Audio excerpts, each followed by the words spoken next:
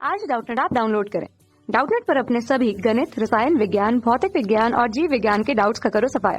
बस प्रश्न की फोटो खींचो, एक ही प्रश्न को क्रॉप करो और तुरंत वीडियो सोल्यूशन पाओ। अभी डाउनलोड करें। देखिए, क्वेश्चन हमारे पास है कि व्याख्या करें कि अदृश्य व्यक्ति क्यों नहीं देख पाएगा। तो अगर यहाँ पर एक कल्पना की गई है कि कोई व्यक्ति अदृश्य है, ठीक है, तो ये बोला जा रहा है कि अदृश्य व्यक्ति क्यों नहीं किसी और वस्तुओं को देख पाएगा। ठीक है, तो अदृश्य व्यक्ति है, इसका मतलब ये है कि उसका शरीर कुछ इस तरह का है जो प्रकाश को अपने से पार होने देता है या पारगमित होने देता है। ठीक है, प्रकाश की थोड़ी सी भी मात्रा उसके शरीर से, देखिए अगर हम प्रकाश की बात करें तो प्रकाश पूर्णतः, यहाँ पर हम बोलेंगे प्रकाश पूर्णतः पार हो जाती है, पार हो जाएगी।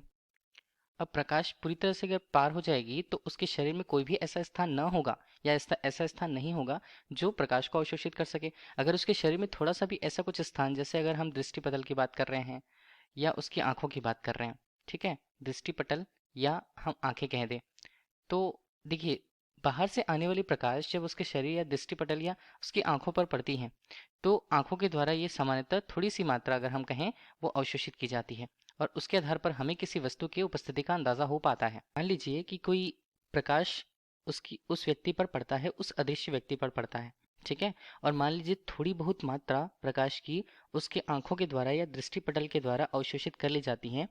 अगर हम बात करें किसी व्यक्ति के लिए कि कोई व्यक्ति किसी अन्य व्यक्ति को क्यों नहीं देख पाता, तो इसके लिए हम ये बात करते हैं कि मान लीजिए कोई अदृश्य व्यक्ति है, उसकी आंखें हैं और उसकी आंखें किसी अन्य व्यक्ति को देखने के लिए प्रकाश जो है अवशोषित करती हैं, तो ये किसी अन्य व्यक्ति के द्वारा आसानी से पहचाना जा सकता है।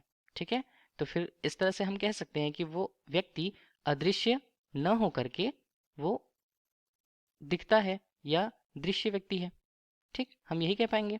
तो व्यक्ति वहां पर अदृश्य नहीं होगा अगर उसकी आंखों या कोई भी शरीर के हिस्से के द्वारा प्रकाश अवशोषित की जाएंगी।